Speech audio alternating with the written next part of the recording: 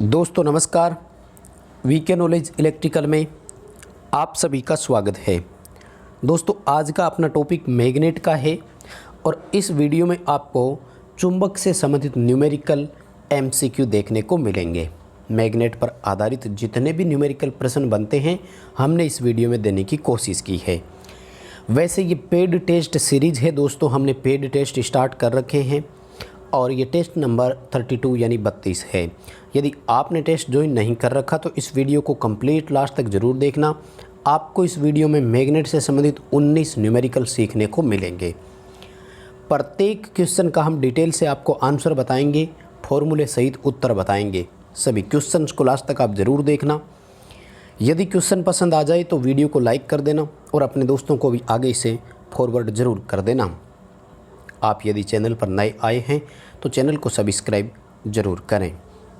चलिए दोस्तों क्वेश्चनों से शुरू करते हैं। क्वेश्चन हिंदी और इंग्लिश दोनों में है तो इजीली आप समझ सकते हैं जो लैंग्वेज आपको समझ में आती है। सवाल नंबर 1, 240 वोल्ट सप्लाई से संयोजित 100 टन की एक कॉइल का रेजिस्टेंस 20 ओम है।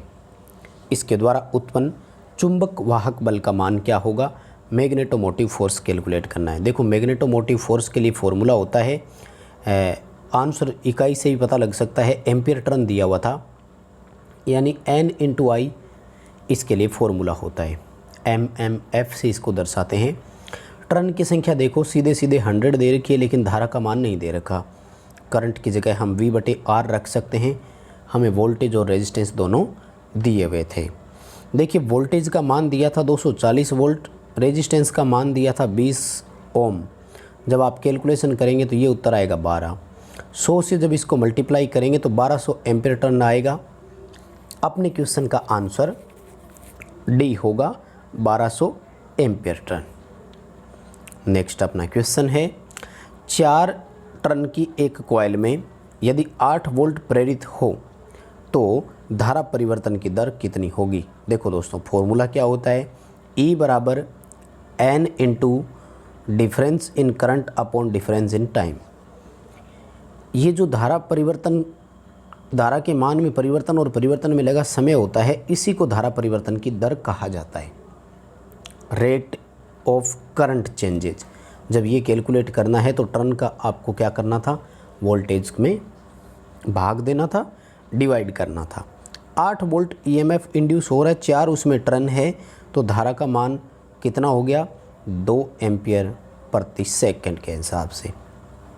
अपने क्वेश्चन का आंसर ए होगा। नेक्स्ट अपना क्वेश्चन है कि 80 टन वाली कॉइल का प्रतिरोध 2 ओम है।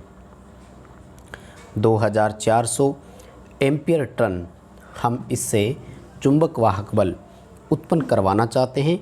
कॉइल को कितने वोल्टेज दिए जाएं? देखो भाई सीधी सी बात है, एम्पियर इंटू टन को मल्टीप्लाई करें तो उत्तर आना चाहिए 2400। समझ रहे हो ना? तो टर्न कितने दे रखे हैं, 80 टर्न।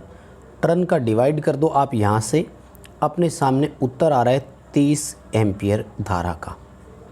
यानी हमें ये 2400 एम्पियर टर्न प्राप्त करने के लिए 30 एम्पियर करंट की आवश्यकता है।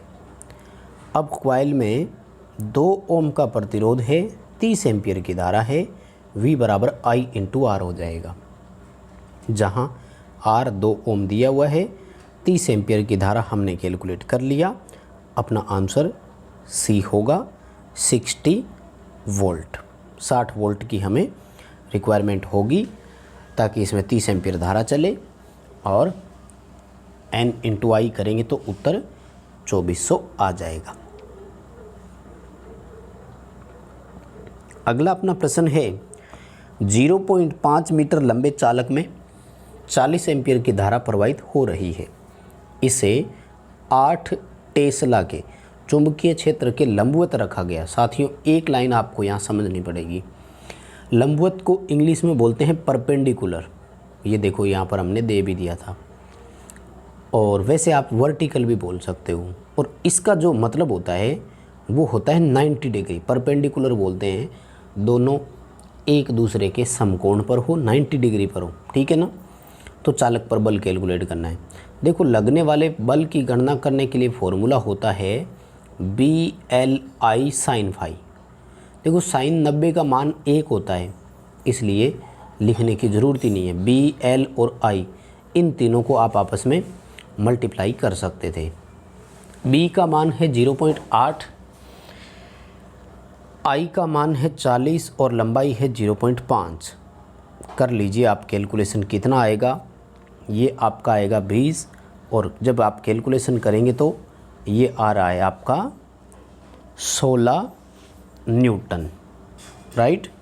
कितना आ रहा है? 16 न्यूटन। दोबारा कर लीजिए, कोई बात नहीं। 0.5 क्योंकि 16 न्यूटन का तो ऑप्शन ही नहीं है, और ऐसा कैसे हो सकता है गलती हो गई हो।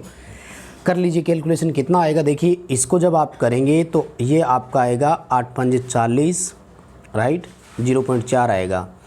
और इसको जब आप कैलकुलेशन, ये तो 16 ही आ रहा है, ठीक है, तो ऑप्शन ही नहीं है ऐसा, तो आप ए को ही समझ लीजिए, 0 अपन काट देंगे, कोई बात नहीं। 16 न्यूटन इसका उत्तर आएगा। देखो फॉर्मूला फिक्स हो गया, कैलकुलेशन करके आपको उत्तर मिलान करना था, तो आप मैच करवा सकते हैं। आंसर संख्या लिखते टाइम ऊपर नीचे हो जाता है, लेकिन तरीका यानी अपना फॉर्मूला सेम रहेगा। ध्यान रखिए, क्योंकि स्टूडेंट क्या कन्फ्यूज इस बात में होते हैं कि साइन थीटा का मान नहीं दिया, क्या करें उसका। तो जब लंबवत यानी परपेंडिकुलर होता है तो 90 डिग्री होता है, और 90 साइन 90 का मान 1 होता है, ठीक है। और इस क्वेश्चन की आपको कैलकुलेशन कैसी लग रही है? कहीं 160 आपके हिसाब से तो नहीं आ रहा? कमेंट करके हमें ज़रूर बताइए कि क्या इसका उत्तर 16 न्यूटन ही आ रहा है क्या। साथ में इससे ये भी पता लग जाएगा आप वीडियो को कंप्लीट देखते हैं क्या, कितना देखते हैं। ज़रूर कमेंट ज़रूर करिएगा आप। चलिए नेक्स्ट क्वेश्चन की ओर चलते हैं। 2000 एम्पीयर टर्न प्रति मीटर मैग्नेटिक फील्ड स्ट्रेंथ वाली कॉइल में 100 टर्न है। कोर की कुल लंबाई 200 सेंटीमीटर है, तो कॉइल को दी गई धारा का मान कितना है? राइट, देखो 2000 एम्पीयर टर्न प्रति मीटर के लिए बनाता है, ठीक है। तो हम इसको थोड़ा सा अपोजिट लेकर चल सकते हैं। कैसे? कि 1 मीटर की लंबाई हो तो 2000 एम्पीयर टर्न ईएमएफ उत्पन्न हो रहा है, राइट। अब अपने देखो यहाँ पर कोर की लंबाई कितनी है? 200 सेंटीमीटर। इसको मीटर में कन्वर्ट करें तो 2 मीटर हो गया ना, तो 2 मीटर में एम्पीयर टर्न कितने बनेंगे फिर? 4000 ampere turn. Total ampere turn कितने बने? 4000। कॉइल में टर्न तो 100 ही थे ना, इसका मतलब हमने उसको धारा कितना दिया? 40 एम्पीयर। क्वेश्चन का आंसर अपना सी होगा। 40 एम्पीयर करंट का मान हमने उसको दिया है, तो उसका जो आंसर आएगा वो अपना, क्योंकि कोर की लंबाई के अनुसार भी तो डिपेंड करेगा ना। 2000 एम्पीयर टर्न 1 मीटर के लिए बन रहा है, तो फिर 200 सेंटीमीटर के लिए कितना बन रहा होगा। चलिए नेक्स्ट क्वेश्चन की ओर चलेंगे। अगला अपना क्वेश्चन है कि एक कॉइल में 250 टर्न है, इसमें फ्लक्स परिवर्तन की दर 0.2 है। अब देखो कुछ जगह पर वो क्या करेगा, ध्यान से समझना दोस्तों। जब टर्न देता है तो फ्लक्स परिवर्तन की दर दे देता है, और धारा परिवर्तन की दर देता है तो उस समय वो क्या करता है कि इंडक्टेंस हेनरी वाला भी दे सकता है। तो दोनों लगभग एक ही बात होती है, यानी एन या एल दोनों में से कुछ भी लिख दे वो, ठीक है। और अपन से पूछा है प्रेरित ईएमएफ, तो प्रेरित ईएमएफ के लिए फॉर्मूला क्या लगाएंगे? एन इंटू डी फाई बटे डी टी कर देंगे, लेकिन इसकी जगह तो सीधा सीधा दे ही रखा है, तो इतना कुछ लिखने की आपको ज़रूरत नहीं है। आप सीधा सीधा यहाँ पर 0.2 लिख सकते हो, ठीक है। 0.2 यहाँ आ जाएगा। देखो टर्न 250 है और 0.2 फ्लक्स परिवर्तन की दर है, उत्तर आएगा 50 वोल्ट। अपने क्वेश्चन का आंसर सी रहेगा, 50 वोल्ट उत्तर कर देना इसका।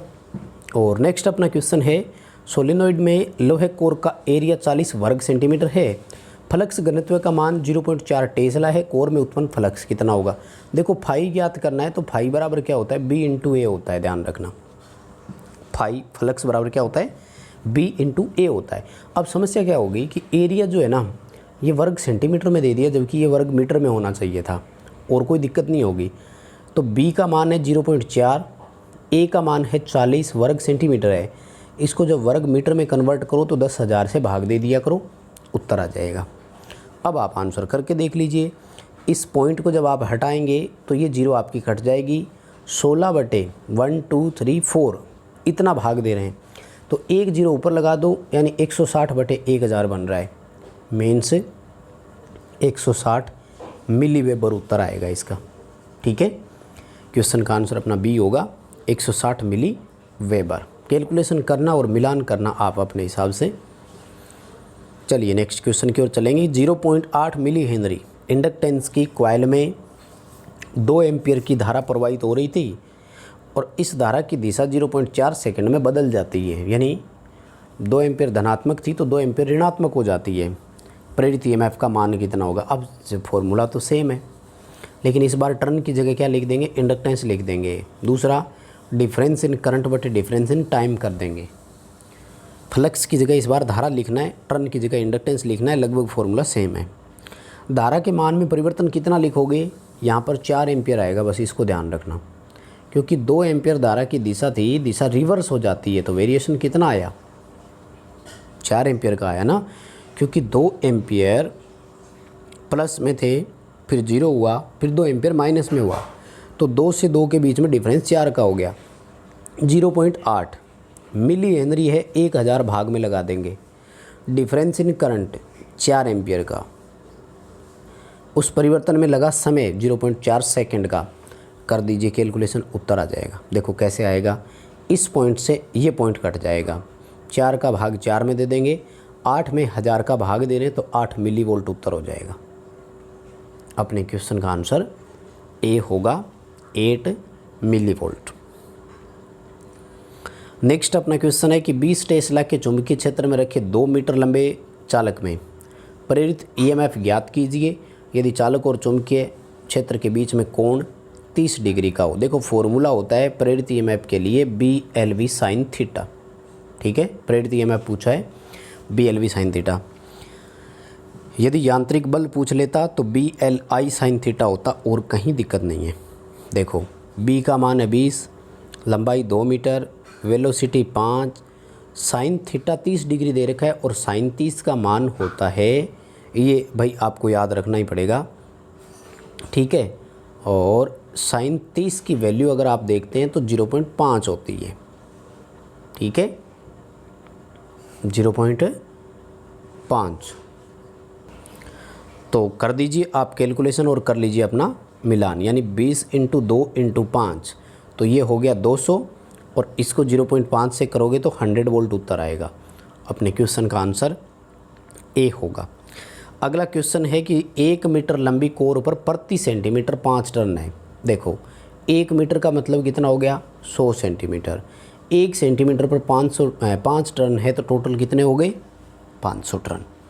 बस इसी लैंग्वेज का डिफरेंस था यहाँ पर, और कोई अलग नहीं है भाई। लंबाई 1 मीटर दे दी और टर्न प्रति सेंटीमीटर दे दिया था, इतना ही डिफरेंस है। आगे क्या दिया देखो, धारा 2 एम्पियर की है, MMF ज्ञात करना था, तो कितना उत्तर आएगा?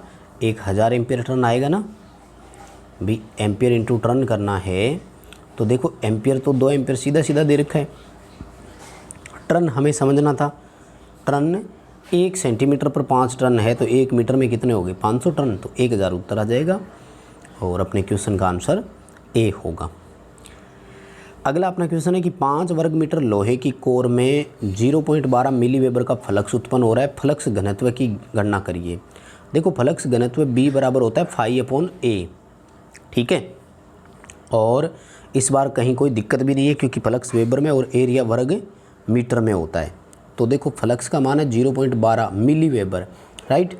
तो मिली का 1000 का भाग देंगे, और 5 भी है। ठीक है, और इसकी जब आप कैलकुलेशन करेंगे तो 2 जीरो नीचे और आएगी, और अब आप कैलकुलेशन करके मिलान कर सकते हैं।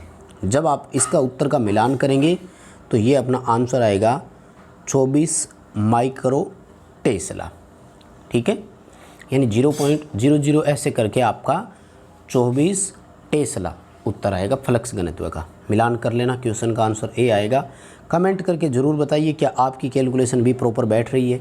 फॉर्मूले हमने आपको बताए, आंसर आप भी क्रॉस चेक ज़रूर करें। कमेंट करके बताइएगा ज़रूर आपके कितने सही हो रहे थे। चलिए नेक्स्ट क्वेश्चन। 100 टर्न की कॉइल में 72 वोल्ट सप्लाई देने पर 600 एम्पीयर टर्न उत्पन्न होता है। कॉइल का रेजिस्टेंस कितना है? देखो अपने पास वोल्टेज है, और यदि धारा का मान मिल जाए तो प्रतिरोध आ सकता है ना। धारा कहाँ से आएगी? 600 एम्पीयर इंटू टर्न है, यदि इसमें मैं 100 टर्न का भाग दे दूं तो जो 6 उत्तर आ रहा है ये एम्पियर ही तो आएगा। 6 एम्पियर है, 72 वोल्ट है, तो उत्तर कितना आएगा? 12 ओम, है ना। क्वेश्चन का आंसर अपना ए होगा। कॉइल का रेजिस्टेंस 12 ओम है। अगला क्वेश्चन है कि 4 मीटर लंबे सोलेनोइड में 1500 टर्न है और 2 एम्पियर की इसको धारा दे रहे हैं, तो इसके चुंबकीय क्षेत्र सामर्थ्य का मान कितना है? देखो, मैग्नेटिक फील्ड इंटेंसिटी ज्ञात करने के लिए फॉर्मूला होता है N/I/L, यानी टर्न कितने हैं? टर्न 1500 है, टोटल टर्न बताए हुए थे। धारा का मान 2 एम्पियर है, कॉइल की लंबाई 4 मीटर है, भाग दे करके उत्तर निकालेंगे तो 750 एम्पियर टर्न प्रति मीटर उत्तर आ जाएगा। बी उत्तर कर देना, आपका भी सही होगा। अगला क्वेश्चन है, लोहे कोर का क्रॉस सेक्शन एरिया 200 वर्ग सेंटीमीटर है और उत्पन्न फ्लक्स 4 वेबर है। कोर का फ्लक्स घनत्व कितना होगा? देखो, 2 सवाल पूछ लिए इसमें। सेम φ/a आएगा। फाई का मान 4 वेबर है, एरिया कितना है? 200 वर्ग सेंटीमीटर है। देखो, इसको वर्ग मीटर में बदलना है तो इसमें भाग देना है 10,000 का, लेकिन ये 10,000 यहाँ नहीं रख करके ये 10,000 कहाँ चले जाएंगे? अब ऊपर। तो कर दीजिए कैलकुलेशन, 2 जीरो कटेगी, ये 2 आएगा, उत्तर आपका 200 टेस्ला आएगा। ठीक है ना। ये वर्ग सेंटीमीटर था, इसको वर्ग मीटर में कन्वर्ट करना है और आपको अलग से कुछ नहीं करना था। क्वेश्चन का आंसर ए हो जाएगा, 200 टेस्ला। अगला क्वेश्चन है, लंबे धारावाही चालक से 10 सेंटीमीटर की दूरी पर चुंबकीय क्षेत्र 100 गॉस है। यदि दूरी 5 सेंटीमीटर कर दें तो चुंबकीय क्षेत्र कितना होगा? देखो, चुंबकीय क्षेत्र जो है ये यहाँ पर फ्लक्स घनत्व की बात हो रही है। इसके लिए फॉर्मूला होता है I/R, यानी फ्लक्स घनत्व जो है वो धारा के समानुपाती और दूरी के व्युत्क्रमानुपाती होता है। सीधी सीधी बात देखें तो हमने दूरी को आधा कर दिया, ठीक है। तो जब दूरी को आधा कर दिया तो ये क्या? 2 गुना हो जाएगा और 100 से बढ़ करके कितना हो जाएगा? 200 गॉसेज हो जाएगा। अगला अपना क्वेश्चन, एक चुंबकीय परिपथ में कॉइल में 5 एम्पीयर धारा प्रवाहित करने पर 20 वेबर का फ्लक्स उत्पन्न होता है। यदि इसका रिलक्टेंस 2 गुना कर दें तो उतना ही फ्लक्स उत्पन्न करने के लिए धारा का मान कितना होगा? ध्यान से समझिएगा दोस्तों इस क्वेश्चन को, बहुत इंपॉर्टेंट क्वेश्चन है। रिलक्टेंस की बात कर रहा है। देखो, होता क्या है, अपन इसका एक कंपैरिजन लेते हैं शॉर्ट मान पर। धारा जो होती है ना, 5 एम्पीयर वाली धारा, इससे फ्लक्स उत्पन्न हो रहा है, राइट। अब ये कह रहा है कि रिलक्टेंस 2 गुना कर दें। एक्चुअल में क्या कि जो रिलक्टेंस है वो इस वेबर के लिए एक तरह से मान लीजिए कि पथ प्रदान करता है और विरोध करता है उसका। एक तरह से रिलक्टेंस होता है चुंबकीय परिपथ में बाधा, जिस तरह से रेजिस्टेंस होता है ये उसी तरह से फ्लक्स रिलक्टेंस होता है, और करंट जैसा है वैसा होता है अपना फ्लक्स। तो 2 गुने रिलक्टेंस के लिए हमें क्या करना है? धारा के मान को जस्ट हाफ कर देना, यानी आधा हो जाएगा। तो 5 एम्पीयर की जगह हमें 2.5 एम्पीयर ही देना है और उत्तर अपना 20 वेबर का उसमें भी होगा। नेक्स्ट अपना क्वेश्चन है कि 0.02 एम्पीयर प्रति सेकंड परिवर्तन की दर से कॉइल में 20 वोल्ट उत्पन्न होते हैं, टर्न कितने हैं? अब देखो, E बराबर N इंटू परिवर्तन धारा में बटे परिवर्तन में लगा समय। तो ये परिवर्तन दे रखा है, EMF दे रखा है, टर्न कैलकुलेट करना है। भाग दे देंगे, 20 वोल्ट को 0.02 से डिवाइड कर देंगे तो ये आपका उत्तर आएगा 1000 टर्न। कैलकुलेशन करके उत्तर का मिलान करना, अपना आंसर आएगा ए। अगला क्वेश्चन है, 20 टेस्ला के चुंबकीय क्षेत्र में रखे 2 मीटर लंबे धारावाही चालक में 5 एम्पीयर की धारा प्रवाहित होती है। चालक चुंबकीय क्षेत्र के बीच कोण 30 डिग्री हो तो चालक पर लगने वाला बल। फोर्स के लिए फॉर्मूला BLI sin थीटा लगाएंगे, ठीक है। सेम मान दे रखा है, सेम वैल्यूएशन आएगी जब EMF कैलकुलेट किया था वैसे ही 100 न्यूटन का बल आएगा। क्वेश्चन का आंसर अपना ए होगा। अगला क्वेश्चन है कि रिलक्टेंस 1.5 एम्पीयर टन प्रति वेबर है और फ्लक्स 200 वेबर है। MMF की गणना करो। देखो, 1 वेबर के लिए MMF कितना है? 1.25 एम्पीयर टन। तो 200 वेबर के लिए कितना हो जाएगा? मल्टीप्लाई कर दीजिएगा, उत्तर आ जाएगा अपना, और ये अपना आंसर आएगा 250 एम्पीयर टन। क्वेश्चन का आंसर अपना ए होगा। तो बस दोस्तों, ये थे आज के 19 क्वेश्चन न्यूमेरिकल मैग्नेट से संबंधित। क्वेश्चन पसंद आए तो वीडियो को लाइक ज़रूर करना, अपने दोस्तों को आगे से शेयर ज़रूर करना, और आप चैनल पर नए हैं तो चैनल को सब्सक्राइब ज़रूर करना।